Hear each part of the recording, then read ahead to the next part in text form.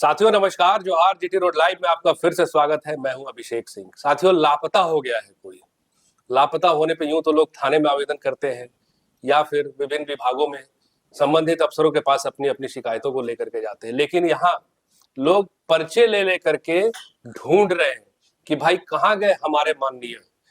बात कर रहा हूं साथियों मैं एक ऐसे माननीय विधायक की जो परिवहन मंत्री भी हैं, लेकिन अभी अपने क्षेत्र से लापता है। 27 अक्टूबर को जो उपद्रव हुआ था चाईबासा में, नो एंट्री के मांग को लेकर के लाठीचार्ज किया गया था, उसको लेकर के कई गिरफ्तारियां भी और कई नामजद प्राथमिकी भी दर्ज हुई। इन सब को लेकर के एक ज्ञापन लेकर के वहां का प्रतिनिधिमंडल ढूंढते हुए अपने विधायक माननीय दीपक बिरुआ जी को आज घाटशिला पहुंच गया है कि भाई घाटशिला हॉट सीट है, वहां अभी उपचुनाव का माहौल है, तमाम बड़े बड़े नेता विधायक मंत्री वहां पे कैंप कर रहे हैं।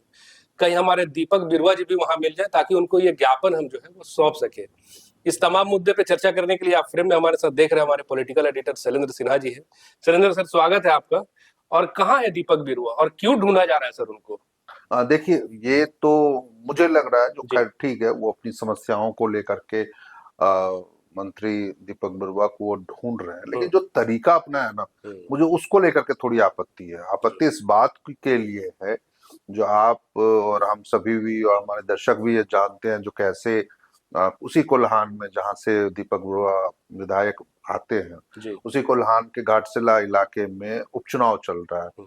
तो पार्टी के नेता होने के नाते, पार्टी के पदाधिकारी होने के नाते वो घाटशिला उपचुनाव में व्यस्त है और फिर वहां पे चुनाव प्रचार कर रहे हैं। और जैसा आपने बताया, जो 10 दिनों से लापता है, यानी कि 27 तारीख तक वो अपने इलाके में थे और उसके बाद से ही चुनाव प्रचार शुरू हो गया है घाटशिला उपचुनाव का। तो लगातार वो अपने इलाके में सक्रिय रहे हैं और हमेशा वो चाईबासा में नजर भी आते रहे अपने आवाज में। तो ऐसे में ये पोस्टर लगा करके यदि कोई ढूंढ रहा है और उनको लेकर के कोई बयानबाजी हो रही है, तो मुझे लगता है वो बहुत ही गैर जरूरी चीज है। नहीं सुरेंद्र जी, तो ये पहले मिलने भी तो गए थे ये लोग 27 तारीख को, पहले अपने मांगों को रखने गए। ये लोग हैं कौन लोग? अब ये कौन लोग हैं? वहीं के लोकल हैं जिन पे एफआईआर हुआ है, कुछ उनमें वो भी लोग हैं जिनके नाम पे एफआईआर है, जो नामजद है वो भी लोग हैं। अपना ज्ञापन सौंप रहे हैं कि भाई हमने कुछ गलत मांग तो नहीं मांगी थी और आपसे ही मिलने आ रहे थे, आपने ही पहले हमें रोक दिया, उसके बाद फिर हम पे लाठीचार्ज हो गया। तो भाई अब तो सामने आइए, हमें बचाइए, हमारे लिए कोई समाधान निकालिए, ये मांग है उनकी। तो क्या उन तक सूचना नहीं होगी दीपक बिरुआ तक? एक बार मिल लेते। अच्छा, पहले हम लोग क्या वो वीडियो देख लें जो लोग कह क्या? जी हाँ, बिल्कुल बिल्कुल। हम चाहेंगे कि दर्शकों आप एक बार ये वीडियो देखिए जिसमें वो लोग शामिल हैं जो दीपक बिरुआ को ढूंढ रहे हैं, आखिर वो कह क्या रहे हैं। आज हम लोग घाटशिला विधानसभा क्षेत्र आए हुए हैं और विगत दिनों जो आप चाईबासा में जो घटना हुई थी 27 अक्टूबर को, जो कि हम लोगों ने नो एंट्री लागू करने का मांग रखा था और हम लोग उस समय ये भी बात रखे थे कि हम लोग परिवहन मंत्री दीपक बिरुआ जी हैं, उनके घर का घेराव करेंगे। तो उसी दरमियान में उन्होंने बीच रास्ते पर ही हमें रोक लिया था और हम लोग सोचे कि और शाम तक, हम देर शाम तक इंतज़ार कर रहे थे कि वो आएंगे और उपायुक्त महोदय आएंगे और उनके हाथों हम ज्ञापन देंगे कि जो हम मांग रखे हैं वो लागू हो जाए। पर उस दौरान वो मिले नहीं। उसके बाद हम सभी समाज के लोगों ने ये निर्णय लिया कि वो जहाँ भी होंगे हम उनके पास जाके उनको ज्ञापन देंगे। शायद उनको हमारे यहाँ आने में तकलीफ़ हो रही है या किसी तरह का दिक्कत आ रही है, इसलिए इस बार हम लोगों ने सोचा चलिए हम लोग जाते हैं हमारे घाटशिला में, क्योंकि पिछले दिनों से हम लोग देख रहे हैं मीडिया में कि वो पूरे घाटशिला विधानसभा के अलग अलग क्षेत्रों में प्रचार प्रसार में लगे हुए हैं हमारे मंत्री जी। तो इसीलिए हम लोग आए हैं आज ताकि उनको हम लोग ज्ञापन भी दें। और वो कहीं, ये भी खबर मिला है हम लोगों को कि वो कहीं यहाँ खो गए हैं, तो हम पूरे समाज के लोग उनको ढूंढने आए हैं। कोल्हान के जो तमाम 27 तारीख को जो घटनाएं घटी थी, हम एक न्याय की उम्मीद में आए हैं, क्योंकि संविधान ने हमें रहने, जीवन यापन करने का अधिकार दिया है। और इसी क्रम में 27 तारीख को जो घटनाएं घटी है, कई महिलाएं आज जेल के सलाखों के पीछे हैं और उसमें छोटे बच्चे भी है, 14 साल की भी है, और ऐसे महिलाएं भी हैं वहाँ पर जिनके बाल बच्चों के लिए खाना उनको पकाना पड़ता है। तो आज बच्चे स्कूल नहीं जा पा रहे हैं। इसीलिए आज हम लोग इसी उम्मीद में आए हैं कि क्योंकि हमारे विधायक जो मंत्री जी हैं वो हमसे नहीं मिलना चाह रहे हैं, हमें लगा कि वो संकोच कर रहे हैं, इसीलिए आज हम अपना एक सच्चा नागरिक होने के नाते उन्हीं के पास आए हैं। यूँ तो हमारे मंत्री जी जनसेवक होते हैं, जनता के सेवक होते हैं, लेकिन ऐसा लगता है कि नहीं, वो यदि वो बहुत बड़े हो गए हैं, यानी वो राजा के समान यदि महान हो गए, तो हम प्रजा के रूप में यदि हम मानते हैं अपने आप को, तो आज हम उनसे निवेदन करने के लिए इस घाटशिला विधानसभा में पहुँचे हैं। जगह जगह हम पंचायतों में जा रहे हैं, प्रखंडों में जा रहे हैं, कहीं हमें मिले दे, ताकि हम उनसे न्याय की गुहार लगाएं। क्योंकि जो बच्चे हैं, जो 16 लोग अरेस्ट हुए हैं और महिलाएं हैं, इसके साथ 74 जो नामजद है सो नहीं पा रहे, इसीलिए आज हम उनसे निवेदन करने के लिए, खोजने के लिए आए हैं। हमारे माननीय विधायक शाह, हमारे माननीय मंत्री श्री दीपक बिरुआ जी, हम लोग उसको ढूंढते हुए घाटशिला तक पहुँचे हैं, जो हमारे विगत 27 तारीख के बाद से हमारे क्षेत्र में कहीं नहीं मिला। जैसे कि आप सब जानते हैं कि विगत 26 तारीख को एक घटना होते हैं तांबो चौक में रात के 11 बजे, जिसमें लाठीचार्ज और पथराव की जैसी घटनाएं होते हैं, जिसमें बहुत सारे 500 अज्ञात, 74 नामजद और उसमें से 16 लोगों को गिरफ्तार किया जाता है। तो उसमें मेरा नाम भी शामिल किया गया। जैसे मेरा नाम हारिन तमसे है, मैं मुखिया हूँ, साथ ही जिला मुखिया संघ के अध्यक्ष हैं पश्चिमी सिंहभूम के, और साथ ही साथ मैं जो है स्टेट लेवल मास्टर ट्रेनर है पेशा एक्ट को लेकर के और मनरेगा को लेकर। तो हम लोगों का सरकार के द्वारा, झारखंड सरकार के द्वारा झारखंड से राष्ट्रीय स्तर का पेशा कार्यशाला के लिए भुवनेश्वर में 28-29 को एक ट्रेनिंग प्रोग्राम था। तो हमने 27 को ही दोपहर में निकल गए। ट्रेन हमारा धनबाद से था, तो हम लोग रांची से बैठे और हम लोग चले गए सीधा भुवनेश्वर। फिर हम 28 तारीख को देखते हैं कि FIR में मेरा भी नाम 55 नंबर पे आता है। तो हम शौक हो गए कि आखिर हम ऐसे क्या किए।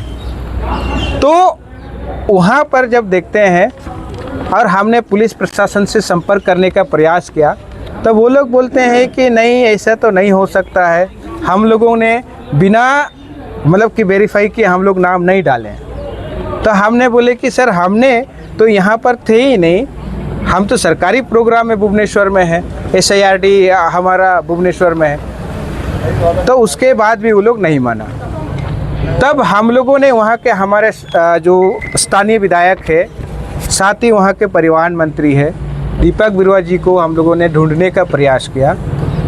तो लगातार 3-4 दिन हम लोग उसको ट्रैक करने का प्रयास किया, लेकिन हम लोग का क्षेत्र में कहीं पर भी नहीं मिला। तो और भी लोग नामजद इसमें जो है मेरे जैसे बहुत सारे, जैसे एक नाम गोविंद बिरुआ है और बहुत सारे, एक लड़की है वो वहाँ पर थे नहीं, है ना, वो हमको लगता है शिक्षक है, वो वहाँ पर थे नहीं, उसका भी नाम डाला गया है। और हमको लगता है एक बाहर कमा रहे हैं, उसका भी नाम डाला गया। तो इस तरह से बहुत सारा उसमें नाम ऐसे आए हैं। तो इस संबंध में हम लोगों को माननीय मंत्री जी से मिलना था। तो जब हम लोग वहाँ पर नहीं ढूंढ पाए, तो मजबूरी बस हम लोगों को ये मिसिंग लगते हुए कि अभी घाटशिला का चुनाव है, तो शायद हम लोग को यहाँ पर मिल जाए। तो हम लोग यहाँ पर भी पता नहीं चल रहे कि हमारे माननीय मंत्री जी कहाँ हैं। तो साथियों, आपने वीडियो देखा। शैलेंद्र जी, अब भी आप असहमत हैं उनकी बातों से जो आपने सुना वीडियो में? ये बिल्कुल मेरी व्यक्तिगत स्तर पर तो हम असहमति है, क्योंकि देखिए, कोई भी एक व्यक्ति है, वो जनप्रतिनिधि, और जब यह स्पष्ट रूप से कह भी रहे, जो 27 तारीख तक वो इलाके में थे, वहां पर वो नो एंट्री का जो मामला चाईबासा में चला था, और उस दौरान हम सब लोगों ने देखा भी था जो कैसे कोल्हान बंद भी बुलाया गया था। तो और अब उसी मुद्दे को लेकर के यदि आप लापता मंत्री का या लापता का पोस्टर लेके घूम रहे हैं, तो मुझे लगता है जो उस मंत्री की और जनप्रतिनिधि की ये गरिमा के खिलाफ है, इस नजरिए से, क्योंकि वो बहुत लंबे समय से नहीं है, 10 दिनों का वक्त तो इतना भी लंबा नहीं हो जाता है जो आप उनके लापता होने का और उसको मीडिया में सार्वजनिक करने का ये चीज आप लेके आए सामने से। क्योंकि देखिए, हर मंत्री की अपनी एक गरिमा, प्रतिनिधि की एक गरिमा है, उस पद की गरिमा है, और यदि वो अपने पार्टी के कामों से, अपने जिम्मेदारियों से यदि वो वहां पर वो कोई काम कर रहे हैं, किसी चीजों में व्यस्त हैं, तो वैसी स्थिति में इस तरीका अपनाना तो निश्चित रूप से कहीं ना कहीं सस्ती लोकप्रियता हासिल करने का ये एक तरीका है। तो आखिर वो तो कह भी रहे हैं कि हम किसी पार्टी से नहीं जुड़े हैं, ना ही किसी तरह के प्रमोशन से जुड़े हुए हैं, हम अपने मंत्री को ढूंढ रहे हैं। जाहिर सी बात नहीं, तो ये इस चीज के लिए आप घाटशिला को क्या जरूरत थी जाने की? आप आ जाते रांची, आप चाईबासा में कर लेते। यही जो चीज आपने घाटशिला में जाके प्रेस कॉन्फ्रेंस कर रहे हैं, मीडिया के सामने बातें कह रहे हैं, तो वो चीज आप चाईबासा में भी कर लेते, वो चीजें आप रांची में भी आके कर लेते, तो आपको वो क्या लग रहा चुपचाप है भी वो कि कर लेते नहीं वहां नहीं पर। शैलेंद्र जी, आप जो कहना चाह रहे हैं कि विपक्ष की साजिश है इसमें नहीं, कि भाई विपक्ष की देखिए साजिश हो ना हो, जी विपक्ष की साजिश हो ना हो, लेकिन मुझे तो ये लगता है जो आप किसी के इशारे पे ऐसा कुछ कर रहे हैं, जी क्योंकि जिस तरीके से ये चीजें सामने आ रही हैं, ये बातें आ रही हैं,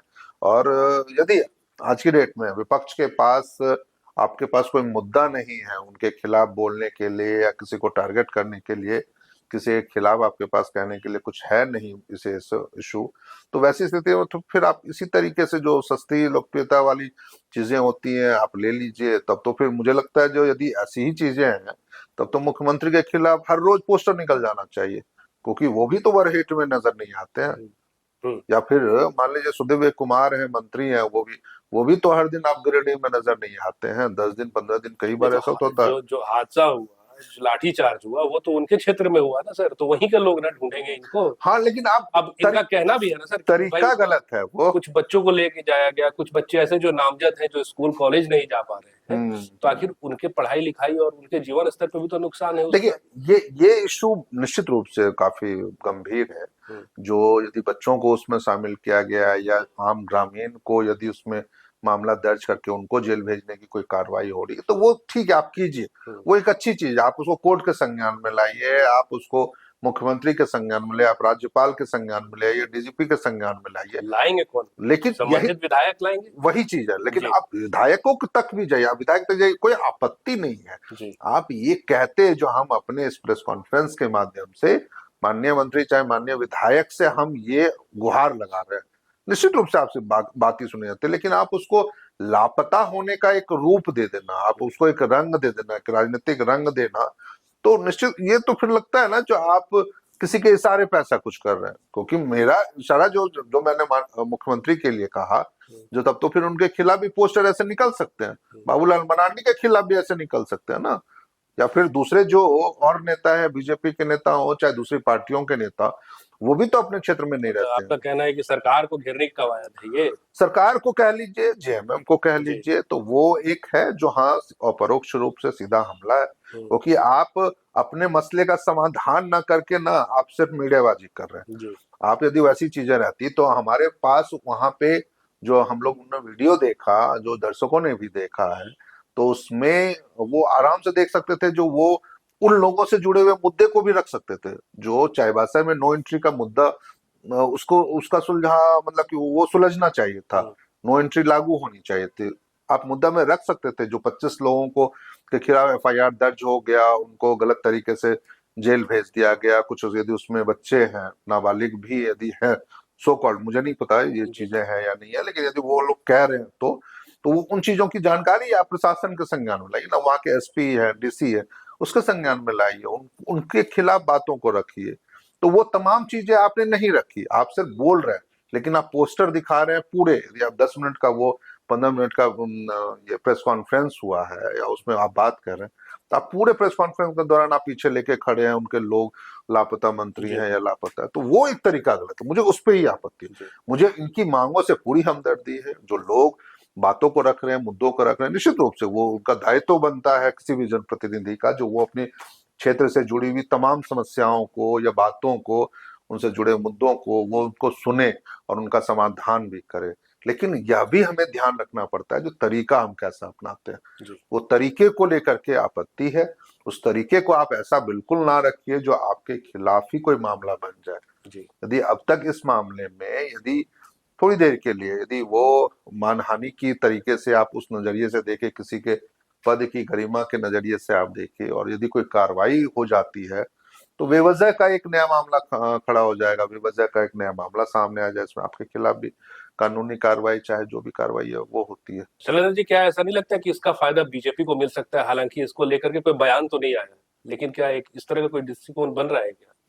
देखिए ये हो सकता है, क्योंकि आप कहीं ना कहीं यदि आप उनकी जिम्मेदारियों से आप उनको अलग कर रहे हैं, आप ये कह रहे हैं जो देखिए आपने विधायक, हमने चुना विधायक और वो विधायक हमारी बातों को नहीं सुन रहे, तो वैसी कुछ परिस्थितियां आप यदि घाटशिला में दिखाते हैं तो फिर शायद आप ये कह भी सकते हैं जो ऐसा ही विधायक चुनिए जो आपके बीच में रहे, आपके समस्याओं के साथ खड़ा रहे, उनकी बातों को उचित मंच तक लेके आ जाए। तो बीजेपी के लिए तो ये बिल्कुल आप कह सकते हैं ना जो आरामदायक स्थिति है, और उनके लिए तो मुफीद भी है जो हाँ ऐसे मुद्दों को, क्योंकि देखिए उस मुद्दे नो एंट्री के मुद्दे को लेकर के हो, लाठीचार्ज के मुद्दे को लेकर के हो, जो चंपईदा कैसे लगातार आंदोलन रहे थे और वो जाना भी चाहते थे जब वहां पे, हाँ उनको रोक दिया गया था, जाना चाहते थे चाईबासा जब उन्होंने बंद का ऐलान किया था, बीजेपी ने बंद बुलाया था, लेकिन वो नहीं जा पाया था। तो बीजेपी के लिए तो ये बिल्कुल काफी आसान है, या फिर उनके लिए तो बहुत कहते हैं ना जो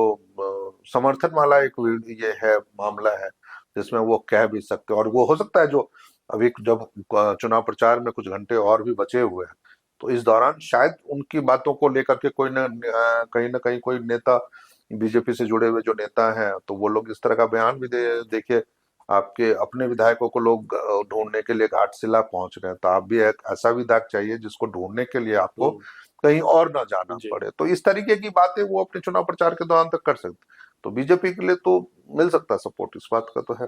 तो साथियों, आपने सुना, कहीं ना कहीं ये ऐसा भी हो सकता है जो शैलेंद्र जी ने कहा कि इसका फायदा या इसका नुकसान घाटशिला के उपचुनाव पे पड़ने वाला है, या पड़ सकता है प्रत्यक्ष या अप्रत्यक्ष रूप से।